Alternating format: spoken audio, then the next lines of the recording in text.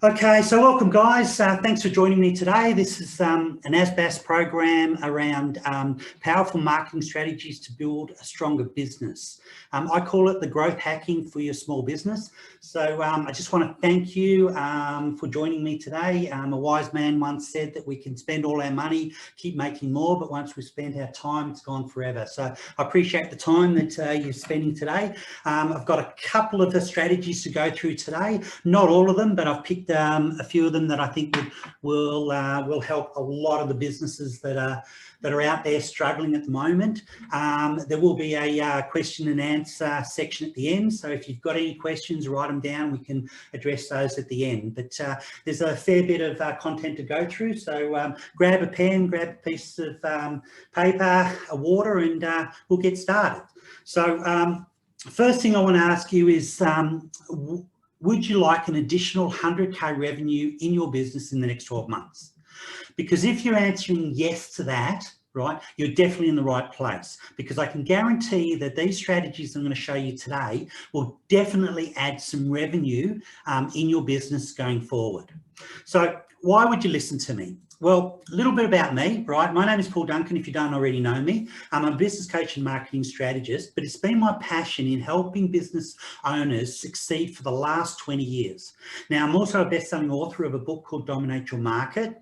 I've also written other various books and ebooks around the subject, and one of the best ebooks I've done is what I call the 45-minute business breakthrough, which has strategies in there that you can break through any challenges you're having in your business within 45 minutes. Now, I've also been working on a series of books that I call the Recipe for Success books, which go into strategic marketing, digital marketing, right down to financial success. I've also owned and operated over 20 different businesses, including a key cutting business, a florist, and a highly successful food franchise business, which is where my background comes from. So I just want to share you a quick story about me. I call it the paper run to entrepreneurial story. It'll give you a little bit of an idea about me and where I've come from. One question I want to ask you, did you have a part-time job when you were at school? I mean, you might have worked at McDonald's, fast food in fast food as a checkout chick or a shelf filler. So, if you've had a part-time job, pop it into the chats. I'd like to know where you come from, right? You might have had a job like me, or a part-time job, which was a paper run, right? You might remember that we hopped on our bikes after school and we delivered the papers. Now, what I didn't know at that stage is that was my first business. I say that because I do things differently than other people. I zig when other people zag, and that started when I was at school. So what I did differently in my paper run was that I got 3 of my friends to help me deliver the papers, and at the end of the week when I got paid, I'd give them a little bit for helping me out. So technically it was a business. I had some income coming in, I had some expenses, right? And, I employed some people. So, that's the business in a nutshell. Why am I telling you this? Mainly because we don't tend to look back on our past history, on things that we can put into our business to help us go forward. So from there, I went on to become a chef. So I'm a qualified chef by trade, worked for the Hilton International Group, went on, did that for 19 years, and then went into my business career. One of the things that I did want to mention, that when I was as a chef, is that I didn't need to know everything. All I needed to know was the recipe. I needed to know the right ingredients and the right method, and I could produce anything. So that's what my whole business is around. It's around finding the right recipe and the right ingredients, right method for everything that you do. So for instance, if you're talking about social media, which is a big buzzword now and has been for a while, your ingredients are things like your LinkedIn page, your Facebook page, Twitter, Instagram, all those social media platforms. That's the ingredients. The method is what you say and how you say it within those platforms. So that's the strategic side of it, and that's where I work from. So anyhow, let's get moving. Today's the game plan. What I want to provide to you today is an actionable strategies that you can take away, right, that will pretty much triple your leads, it'll double your conversions, and it will grow your revenue and profits massively. So, if that's you, you're definitely in the right place.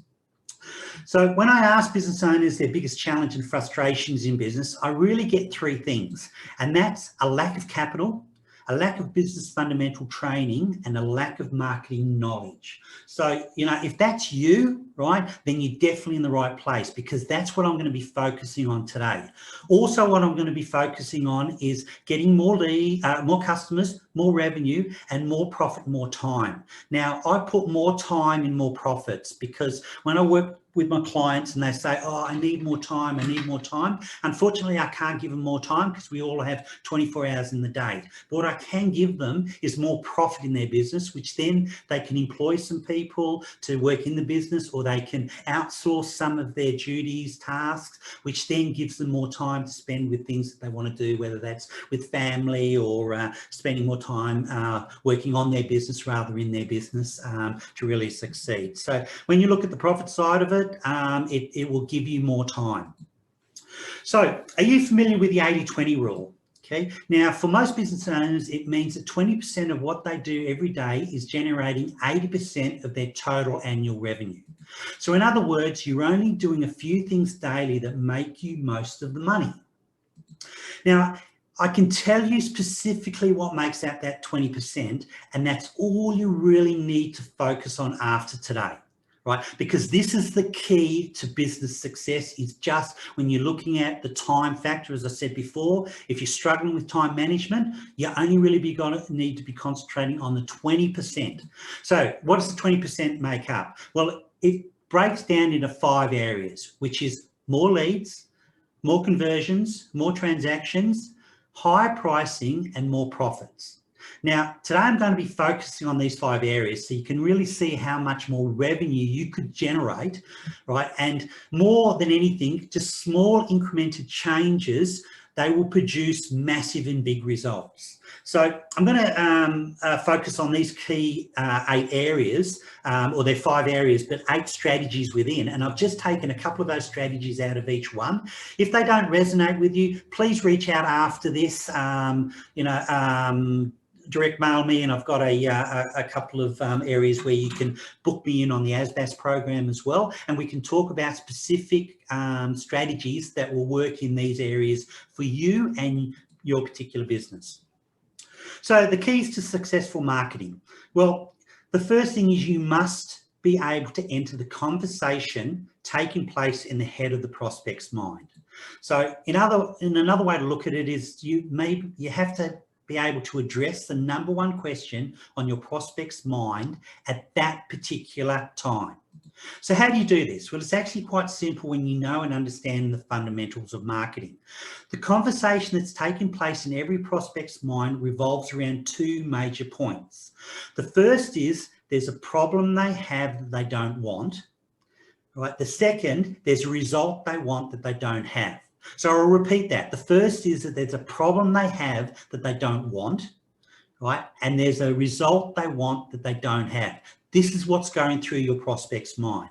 Now, there's actually a marketing formula that I follow and my clients follow as well that takes these 2 points into account, and it spits out a message so compelling, it's practically forces your prospects to buy what you sell. So this is it. It's called the conversion equation, and it pretty much looks like this: interrupt, engage, educate, and offer. That's pretty much all you really need to be concentrating on when you're looking at your marketing. So the interrupt, well, it's your headline. It means it's the first thing that someone says when they visit your website, right? Or they might read your marketing, or if you're in a networking event, it's what they hear you speak. So when someone asks you what you do, it's the first words pretty much that comes out of your mouth. That's your headline. And as I said before, it must address the problem your prospects have that they don't want. Now, the second part of it is the engage. Right now, this is your sub-headline, which is the second thing your prospects see or hear. It must address the result your prospect wants but doesn't have. Remember the 2 things we spoke about before? The third is the educate. Now, the educate is the information you provide, right? It's either, the information verbally or in writing, right? And it represents evidence to your prospects that you and your product or service are really superior in every way to your competition. So that's the main aim of the Educate. Now, unfortunately, most businesses aren't different from their competitors in any way. And that's why you must innovate your business to create what I refer to pretty much as a market dominating position. So if you weren't on my last webinar, I reckon you write that down, is to try and get a market dominating position. Have a look at that last webinar and it'll show you how you actually do your market dominating position if you're struggling with that. So you must make your business unique. If you're not, you're just competing with everybody else out there. And, what you're doing is you're competing on price, which is, what we really don't want to be doing, competing on price out there. Now, finally, is the offer. That's the fourth part of the equation, right? And you must create a compelling offer that makes it so irresistible to your prospects that they just can't turn you down. So, these are the crucial fundamentals of marketing if you follow this conversion equation. Now, because,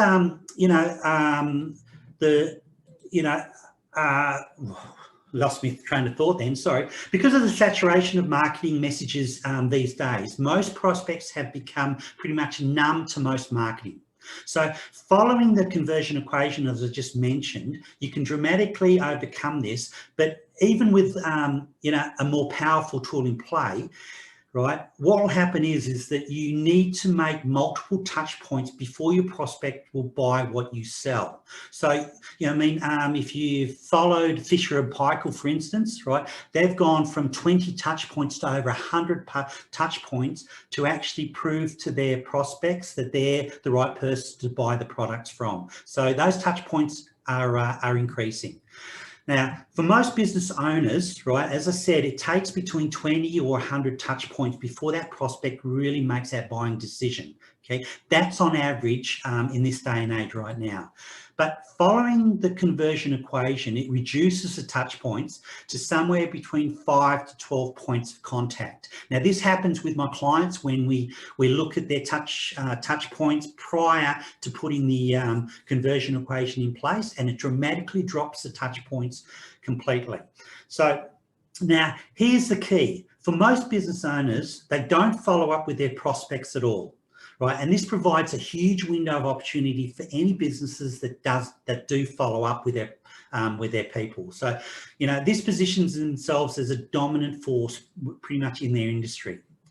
But in order to have the opportunity to get your message in front of your prospects 5 or 12 times, as I mentioned before, you must find a way to collect their contact information, and that's the purpose of the offer. So I hope you're following me so far, right? You will get these, the replay of this, so you can come back if you miss something as we go along. But what I work on is the buyer's journey. Now, you should be looking at your buyer's journey, but overall, right, most businesses, they only offer something that only appeals to the 1% of what I call the now buyers. So, it's pretty much only 1% of the whole market is where a lot of the businesses and the business owners I see now are marketing what they sell. So, pretty much going on, these businesses that are marketing to, everybody, they typically offer like things like a free consultation on their website, maybe a discount, a coupon, maybe a free assessment, a complimentary quote, or the biggest mistake of all, call us on their website. Okay, because what they're trying to do is they're just trying to blanket the market out there and get what I call hope marketing. Hopefully, someone will take action and or that call of action and call them. Now, as I said, most businesses and their owners, all their marketing material, their website, their business card, everything, right, has their phone number or an email on it, and they're just saying, call me. Now, I hope you can see that this is resonating with a lot of people out there, because I do speak to a lot of business owners and look at their marketing, and this is what I'll like to do. So, if you start putting, have a look at your website. If you've got Call Me on there or ask for a free quote if you're a tradie, right, you're only really appealing to that 1% of the now buyers. The remaining 99% of variable prospects are just investigating and gathering information about what you sell.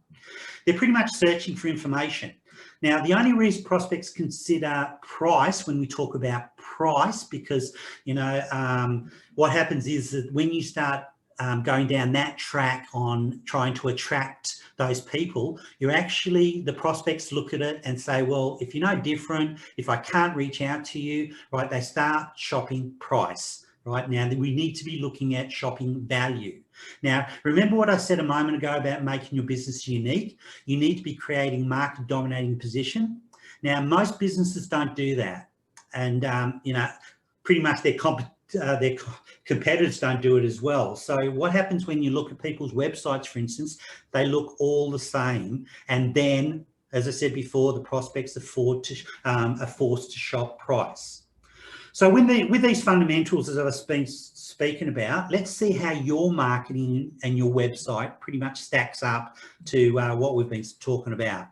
Now, what my fundamentals of marketing, right, is you've got to have something good to say, which, as I said before, is your market dominating position. You need to say it well, right, which is really your compelling marketing message. And you need to say it often, which is your repetition. So as many times as possible, you need to be saying that message out in all your platforms.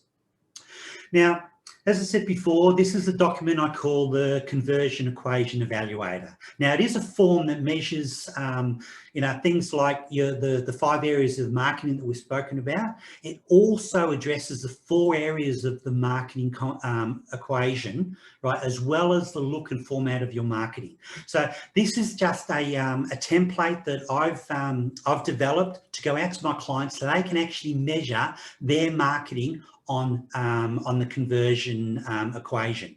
Now, when you do this, your marketing must rate at least 3 or higher to be successful. Now, what I mean by successful is, I'm talking about making you money. So in most cases, most websites that I evaluate, right, they come up at probably minus 2 on average. So, if you want this conversion equation, right, if you want this template, just send me an email, paul@cecoaching.com.au, or text me 0433 440 881 with subject line conversion equation, and I'll send this over to you so you can evaluate your marketing material, whether that's your website, your business card, flyers, whatever you've got. But it's a good tool to come back and say where you're gapping around those 4 areas that we talk, which is the interrupt, engage, educate, and offer. So if you want that, flick me an email or text me and I'll be able to get that over to you.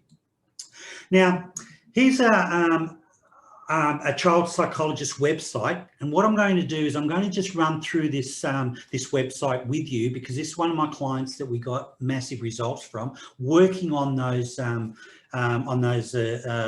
evaluation equations that we spoke about.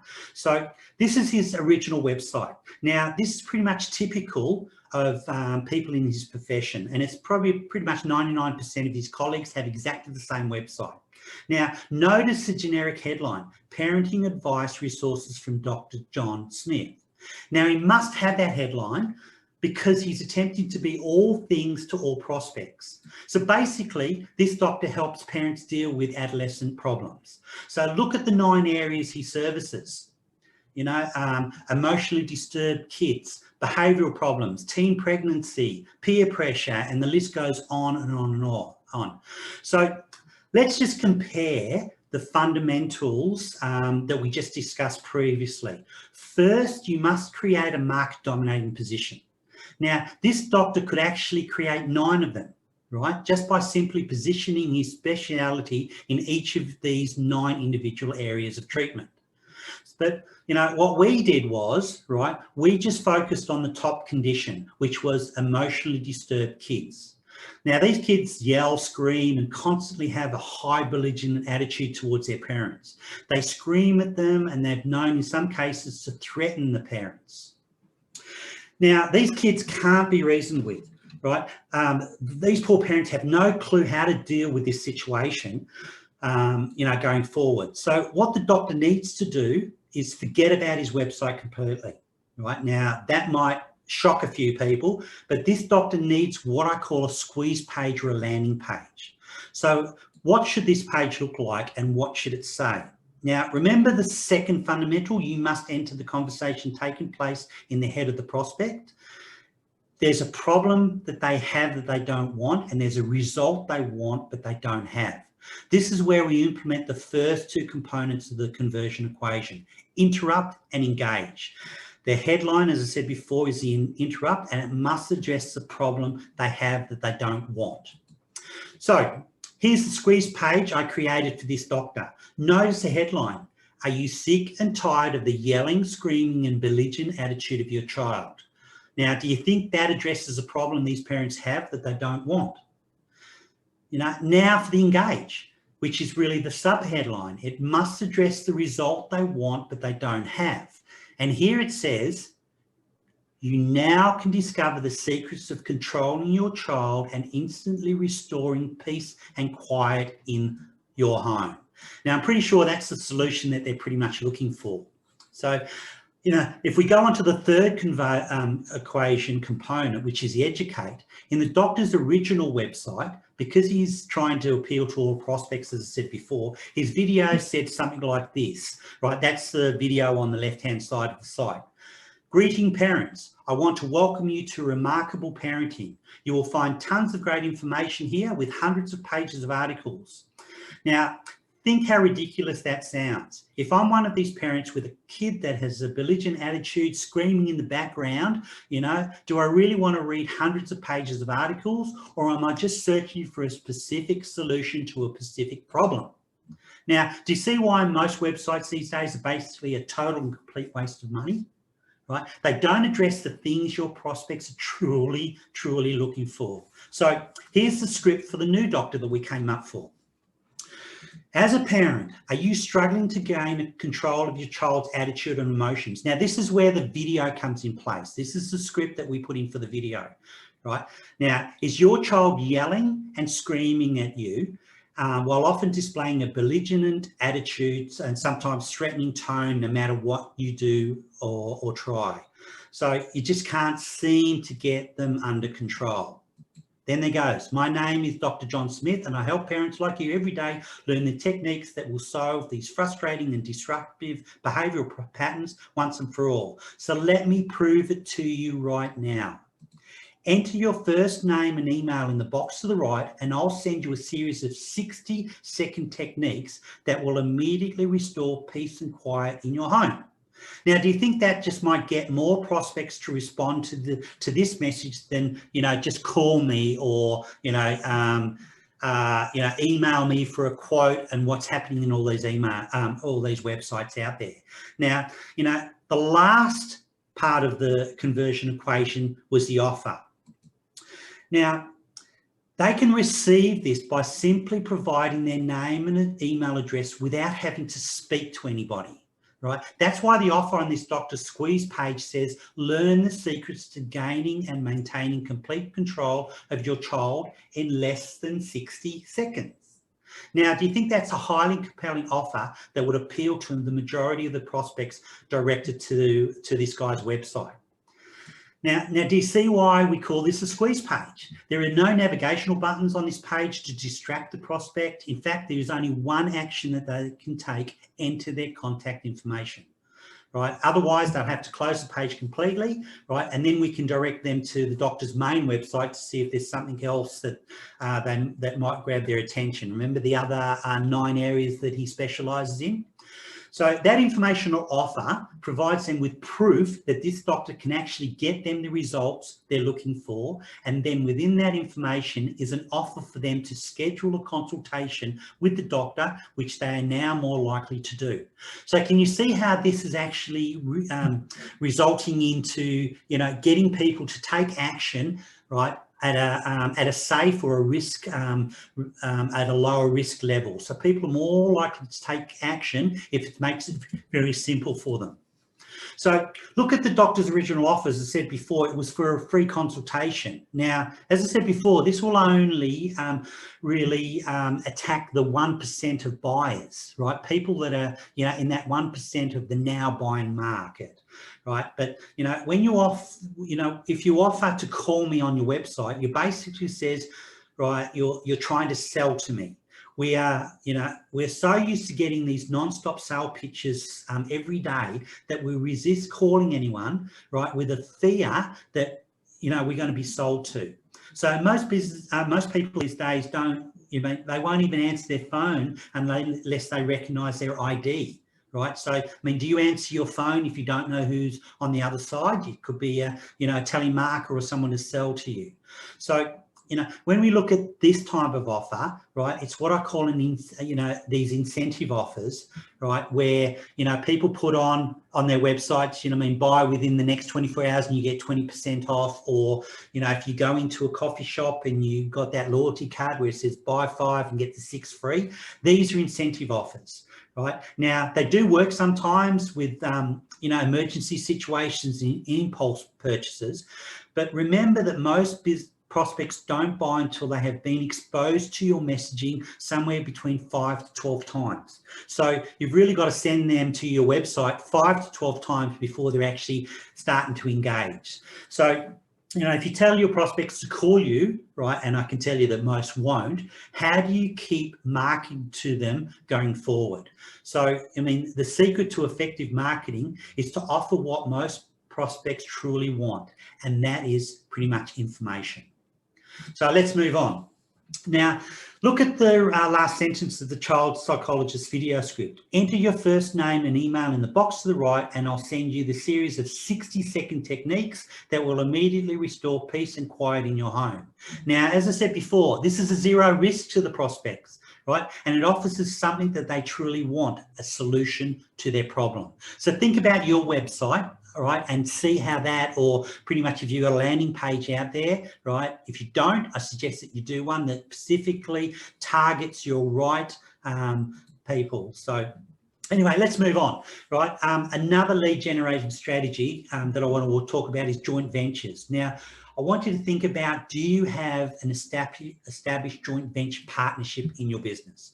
Now, JVs, it just involves 2 or more businesses that decide to form a partnership to share markets or endorse a specific product or service to their customer base. Now, it's normally under a revenue share arrangement. Now, the key is for a successful joint venture is to find business partners who service the exact same type of client that you want or you want to sell to. So let me give you an example, and I'll use one that we're all familiar with, and that's pretty much a florist. One of the most financial lucrative product lines for a florist is providing flowers for weddings, and other things. But the average floral bill for a wedding often exceeds about $3,000, and and that's for the ceremony and the reception. But what I've discovered about florists is they fall into what we refer to as an event chain. An event chain simply refers to a series of businesses that customers purchase from in a specific sequence. So this is a typical event for someone getting married. So for example, a wedding will never take place until an engagement ring is purchased from a jeweler. So the jeweler is pretty much at the top of the wedding chain. So once the lady accepts that engagement ring, this event chain really kicks into gear. So, the first thing the bride will look at, right, she pretty much knows exactly where she wants to get married. So the number one on her agenda could be the church or the chapel or where the ceremony is going to be held. The second on the list could be the wedding planner. They're a big day now, so people get wedding planners. Next up could be the venue for the reception, because she knows that this might get booked out well in advance, so she wants to lock that in. Could be at a priority list. Then it could become the wedding dress, and then it comes down to the florist. So can you see how this will flow right through? So when we get to pretty much the florist, right, they'll be wanting to come, right, and look for their flower arrangements, their colouring, the whole lot. Now, Underneath that would be their wedding dress, the DJs, everything, that they need to sort of have within their business. But what I'm trying to point out is there's a list of venues that the bride will go to in a specific order. So when we're talking about the florist, right, every business above the florist is a potential to endorse and pretty much send prospects to the florist. But unfortunately, as you know, the florist doesn't have no control over the flow of these prospects because the people have already been there. So every business above the florist, right, really controls that JV relationship. So it's crucial that the florist, right, creates such a compelling offer and build a relationship that these businesses, they really feel obliged to send the prospects their way. So this is like a referral-based system. This is how I work with my clients to get a good referral. But what's even better is the florist does control the prospects that go down, so the businesses below them in the chain. And if they establish specific processes and procedures to make sure that their customers use these businesses, the florist can then negotiate some compelling offers with these businesses owners as well to make some pretty much some revenue out of it. So if we look at these numbers, right, let's say the florist does have a good relationship or JV relationship with at least one of the businesses throughout each of these chains. So, just staying pretty much conservatively, right, since they have no control over the flow of the prospects from these businesses above them, it's likely that they could obtain at least one referral each month from just one of the businesses above them. Now, I'm trying to stay conservatively here to give you a bit of an idea of how this might work. And it has worked in my florist. I do own a florist, and this is one of our highest revenue streams coming through, is putting this chain in place. So, pretty much conservatively, because the florist controls the flow of prospects to the businesses below them, they have more control. They could easily send at least one of the referrals that they're coming through to one of them, to the people below them. Now, remember, I'm keeping these conservatively, so it gives you an idea. So since the average floral bill, as I said before, is about $3,000, just one of the referrals per month from one of the businesses above the florist increases their annual revenue by $36,000. Now, let's start with the wedding cake maker. The average sale price for the wedding cake is also $3,000, and the florist could easily negotiate a 10% referral fee. So just a single referral per month produces an annual increase of $3,600 for the florist. Right now, I hope you're following me so far. I'm trying to go through this as quick as possible. But, if we look at the printer, all right, the average sale for a printer for a wedding, right, is $1,000. Now, the florist could receive a 10% referral fee. So, and that pretty much single referral fee for referring that person down the line could produce an annual increase of $1,200. So I'm hoping you're getting a grasp of how this actually works. But, we can't stop there. This florist could just increase their annual revenue, right, just by using the strategies that I just said then with the two people. They could earn an extra $40,000 plus. Right now, remember, these are conservative numbers, right? We're getting massive more through our florists by building those relationships with the people above them and the people below them. But, right, this might hold true for a florist. You might be thinking, well, I don't really have an event chain. I'm not a wedding, I don't fit into a chain.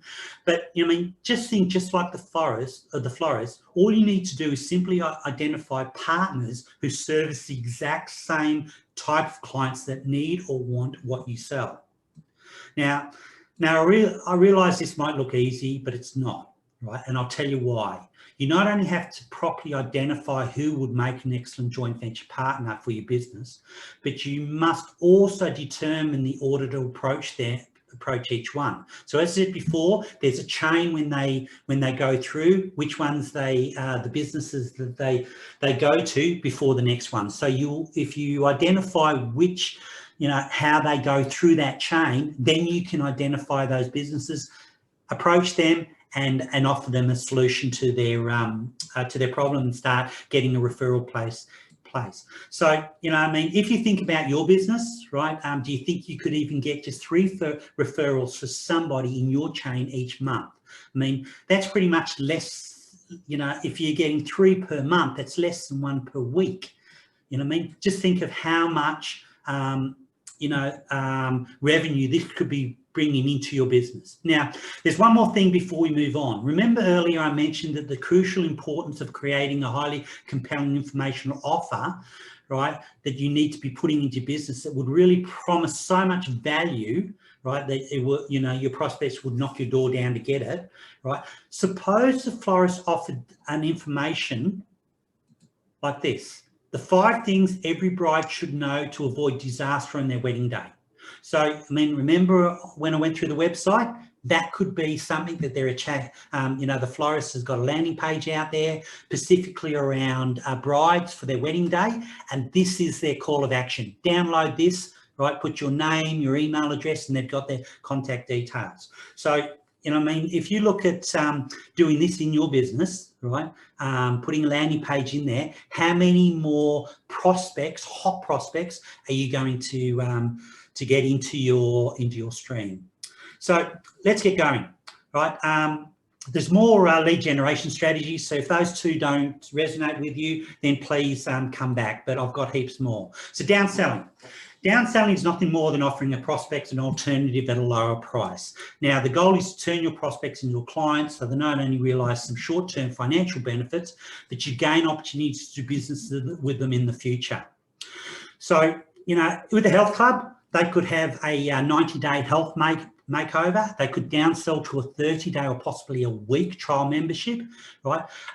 Or they could even, look at getting their people's information and sending them different information, right, to them. But they do need their name and their email address. But, you need to be having a downsell in your business, so you've got something to then, push down. So, if I give you an example around the florist, what we did was, right, if a person showed up and they wanted, roses for their better half for Valentine's Day or their birthday or anniversary or Mother's Day, right, and they couldn't afford the $60, right, we would give them an alternative for $30. Okay, now it would still be as romantic, but it's at a downsell. Now, do you realise an alternative cost for $30, right? We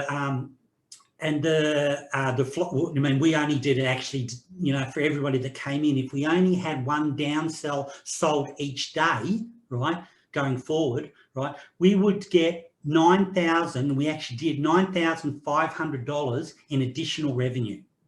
So, that's, it was something that our florist wasn't doing previously, and it gave us an opportunity to actually start increasing our sales very quickly with a very, very simple script that we put in to the florist. So, we didn't run the florist; it was all under management. So we just put a script in there, and this particular sort of strategy, it actually put an average of $9,500 per year into our business just by doing that simple strategy. So when I talk about drip campaigns, right, now remember I said about before that only 1% of the prospects are now buyers, 99% aren't. Well, if you continue to nurture them, your customers and your prospects, right, you need to be staying in touch with them on an ongoing basis. Now, as I said before, the vast majority of small businesses don't do this. So, I'm sure if I research your industry, right, I could find that none of your businesses really have a drip campaign in place. So why is this important? Well, as I said before, 80% of all sales are made between the 5th and the 12th point of contact. So you've really got to keep that nurturing going with a drip campaign.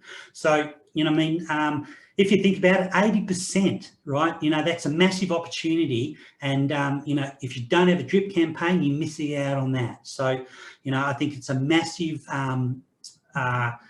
sort of opportunity for a lot of businesses out there. Now, A drip campaign, if you don't know, it automatically delivers a form of communication to customers and their prospects on a scheduled basis. Now, if we if we look about, the florist, right, getting the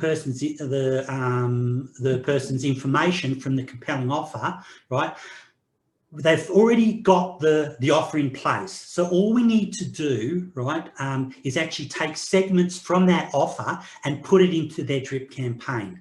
Because what happens is that when somebody downloads your offer, I can guarantee that only probably maybe 5% will read that offer, right? But they want the information. So what we can do is we can then start taking things out of that offer, right, and putting in. So I'm going to give you an example from the sunroom. Sunrooms are expanding here in Australia. So when a homeowner considers any type of remodeling project, whether it's a kitchen or a bathroom, or in this case, a sunroom, wouldn't they love to get their hands on what I call an ideas guide? So let me show you the ideas guide that I developed for this sunroom company that I worked with recently. Now, this is what the prospects actually downloaded from their squeeze page. Now, as I said before, people won't read it, right? So what we do is we simply take information from this ideas guide, right, and we put it into a drip campaign so we can get into those 5 to 12 touch points. So here's an example of sunroom company, right, of the ideas guide. Notice that the ideas guide, it states that it has 7 benefits for owning a sunroom, and benefit number 1 is enjoying the outdoors 365 days of the year, right? So, I mean, this is a huge reason why someone will buy a sunroom, right? But as I said before, people won't read this. So let's introduce this benefit into our drip campaign. Now, we did it in a postcard, right? So this is a postcard we sent out, right? You could do it in an email, for instance. Now, remember the benefit: enjoy the sun and outdoors 365 days of the year. Now, notice benefit number 4 in the ideas guide was owning the sunroom recharges your solar batteries. Here's a postcard that emphasises that benefit. So all we're doing is we're taking segments out of the ideas guide or the informational guide, and we're dripping it into a campaign by email or by by postcards, sorry. So number 5 major benefit is sunroom actually increases the value of your home. I think that's an important one. So this is the postcard that reinforces that. You could do it as an email, as I said before. So let's go back to the child psychologist website, right? What did they do for their drip campaign? They asked to download the 60-second techniques that you can do right now. People are going to take, impact on that. So moving on to the next one, upselling, cross-selling strategy, right? I'm conscious about time, so I'm going to move through this fairly quickly. Upselling, if you don't have an upselling in your place, what it really means is you're offering a product or service which pretty much your customer might be interested in it at that point of time, right? And you're upselling them to something else. So remember McDonald's, what they say is, would you like fries with that, right? It's $1.8 billion in extra revenue going forward. The cross-selling means that you're offering something that complements the customers. So, these I put into my businesses, very, very good food businesses, all right, were very, very highly great in these strategies because, right, 34%, and I've put it up there, will actually buy an additional product or service at the time of the original purchase. So if you're not asking for that, you're missing out on 34% of additional revenue in your business straight away. So putting the script in there for an upsell or a cross-sell in there. Now, I had a restaurant, right, which we looked at their profit margins and where we're going. We found out that they were most in wine and appetizers and desserts. So what we did was we trained their staff to bring an appetizer and wine cart to each table before the customer ordered, and just offered them free samples. The staff then, at the end of each customer's meal, they bought them a dessert cart around and gave them free samples for that as well, right? Now, the taste and the reciprocity instantly doubled their appetizer sales in, wines and dessert sales went through the roof. Now, I've worked in food business for a long period of time, and this is the one thing that we actually put into all the restaurants and the cafes that I work with, because it brings what I call low-hanging fruit in very, very quickly. So, I mean, the restaurant that I worked with and put this in place very recently because of COVID, right? They pretty much their sales went through the roof. Right, only because they trained their staff to do certain things for that upsell and that cross-selling technique. So think about in your business what you could be putting in as an upsell and a cross-sell.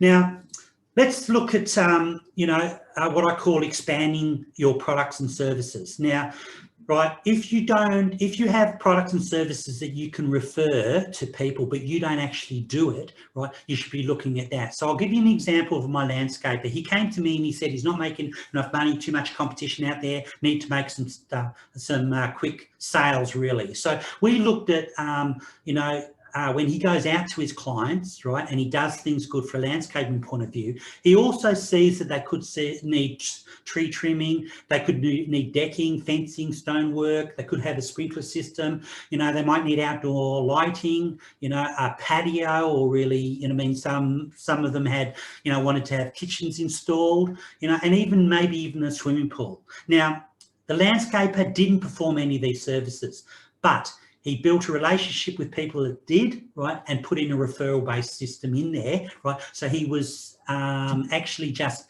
referring, as I said before, that event chain. He fit into that event chain, right, and he went through it. Now, right, he could, he negotiated anywhere between 10 and 20%. I'm not quite sure what he actually did, but he negotiated between 10 and 20% with a lot of these suppliers, right? And, he was making some back-end revenue coming through. So it could be a strategy that you could be looking at going forward. So my question to you is, how many additional products do you have in your business that you could go out and say, I don't provide that, but who do I know that could provide it, and build that relationship with them? Now, let's just discuss the final component, which is the more profit, and that's what we're really looking at. When I talk to a lot of people, it's about getting that profit, getting those revenues up there. So there's only two major ways to increase your overall profitability. You need to increase your revenue or decrease your cost of doing business. But let's just look at option one, increase the revenue. Now, how about, the real simple one, raise your prices? Now, most business owners never raise their prices ever. That's because they don't know the facts when it comes to increasing their pricing. Now, they're scared to death that any price increase that they do, no matter how small, will lead to a massive loss of their customers. But this is not true. In most businesses, they just don't understand the facts of increasing their prices, and that's why they don't do it, right? So most businesses that I come across, right, they don't know the real impact of increasing versus decreasing their prices, or pretty much worst off, having that sale. Remember when we have a sale? So I've developed a spreadsheet that actually puts this out. So very simply, right, if you increase your prices by 10% with a 30% margin, your sales would have to decline by 25% before your gross profit is reduced. Now, versus discounting your prices. If you discount your prices by 10%, and I can tell you that most retail stores out there, they have sales between 40 and 60%, never 10%, right? They need to do 40, 60% to get that impact. Now, if they did it even at 10%, the sales would have to increase by 50% to keep the same gross profit margin. So that's massive.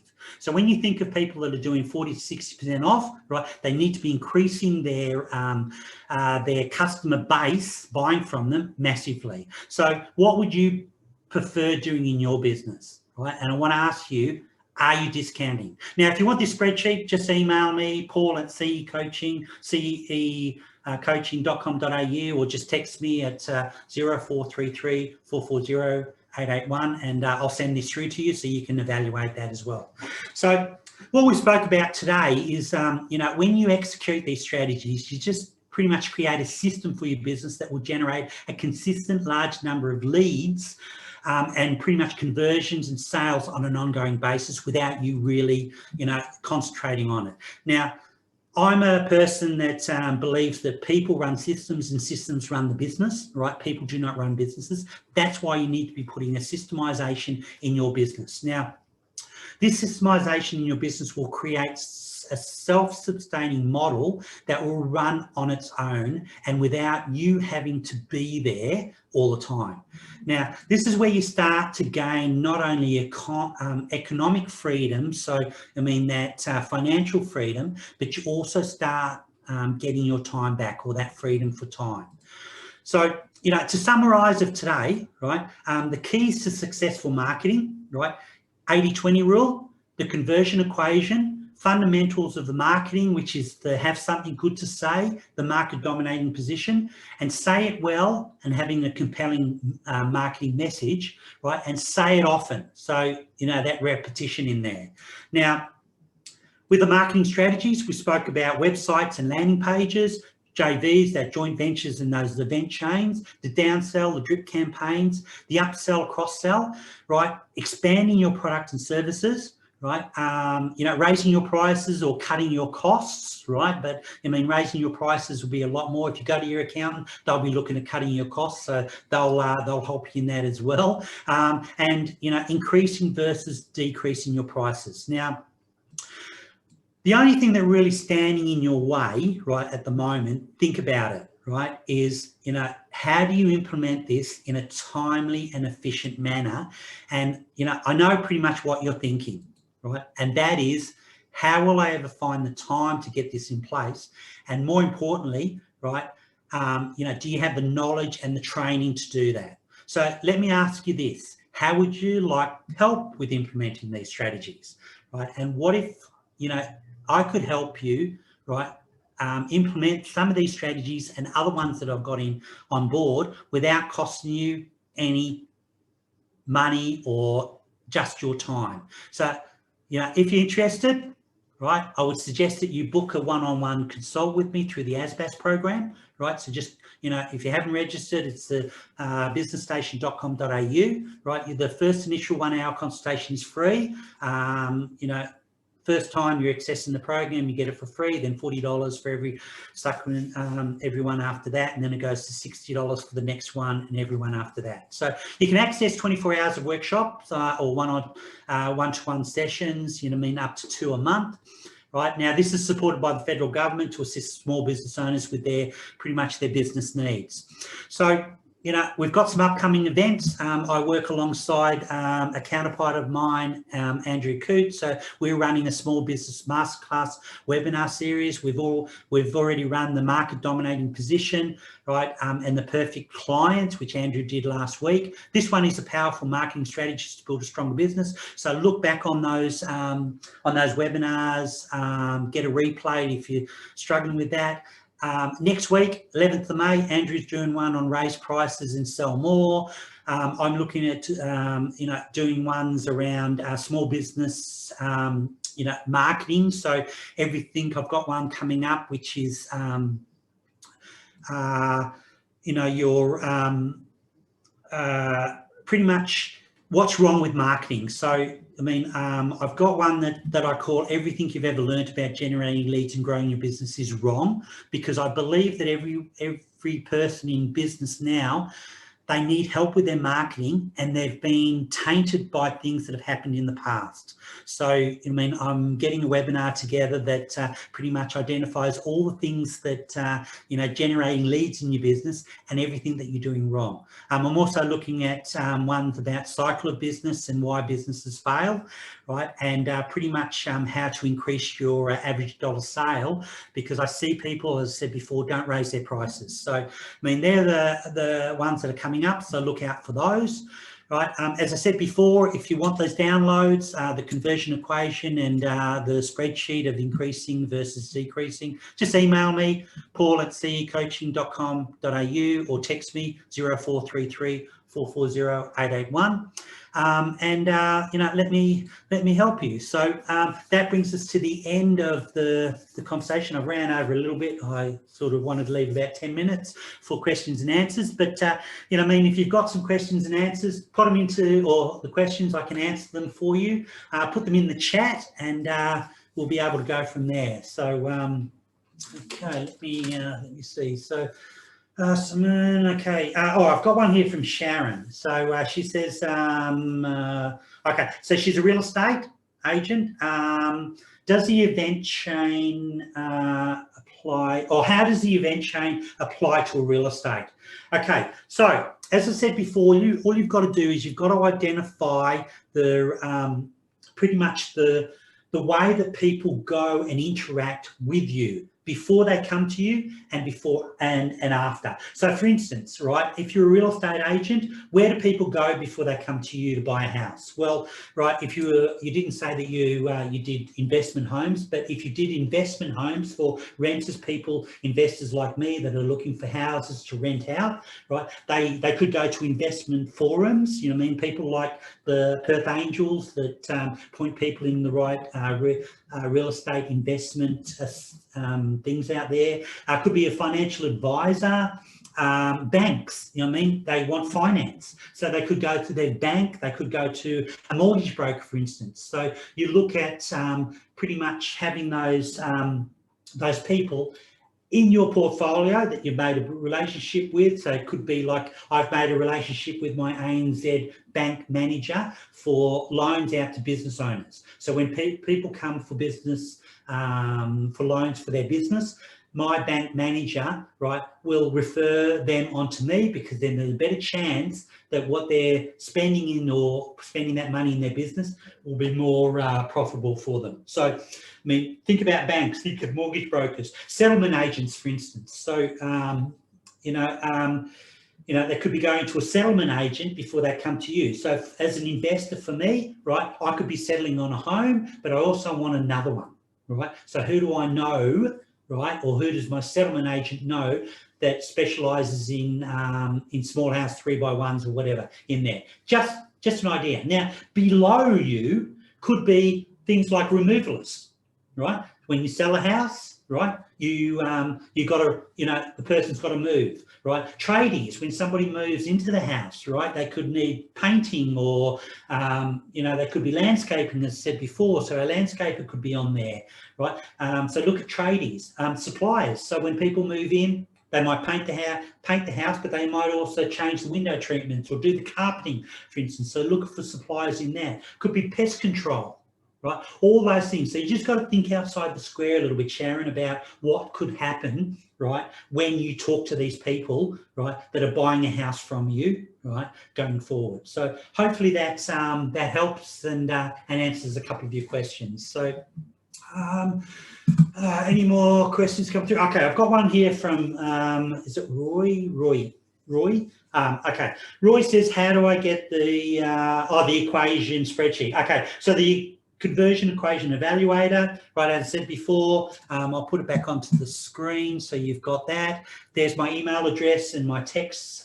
Just email me with the subject line conversion equation or the spreadsheet of increase and decrease in sales. If you want both, right, put it into the subject line and I'll send that through to you. Yeah, so you can text me and I'll with your email address, and I can do that, or just email me directly. I've got one here from Nicole. Nicole. Oh no, sorry, Nicole. Sorry about that, Nicole. Nicole says, drip campaign. What do you suggest for a good software program to send emails? Okay, well, there's a lot out there. So when we talk about drip campaigns, you want to be doing that as what I call an autoresponder. So things that, you set up previously, and it automatically just drips that information out. There's a lot out there. I mean, things like Aweber, GetResponse. There's one Constant. I used Constant Contact before. MailChimp, you might have heard of MailChimp. So there's a few out there. You just got to Google one and see which one you prefer, and whatever. They've got some free options in there as well. Some are paid when you get higher. But look, Google it and see how you go.